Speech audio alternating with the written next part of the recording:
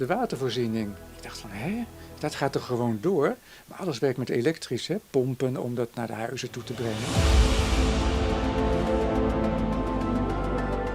Nou, er staat natuurlijk, zoals je ziet, keukenrollen, wc-papier, water, benzine, jerrycans. Voedsel natuurlijk, lang houdbaar materiaal, maar ook bijvoorbeeld specerijen. Daar denk je misschien niet aan, maar als je dat niet in huis hebt, dan eet je alleen maar flauw eten. Medicijnen, licht. Ik had een petroleumstel, maar dat heb ik weggegeven aan mijn zuster. Ik zei, nou, ik koop wel een nieuwe.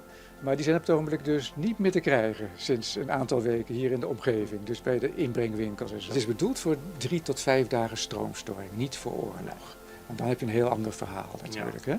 Dat ik hier meer dan een week mee toe kan. En dan heb ik het niet eens over het wc-papier. Nee. Dat is zelf voor een half jaar. Maar goed, dat is dan soms in de aanbieding. Dus ik heb sowieso eigenlijk voor een langere periode dat ik me kan redden.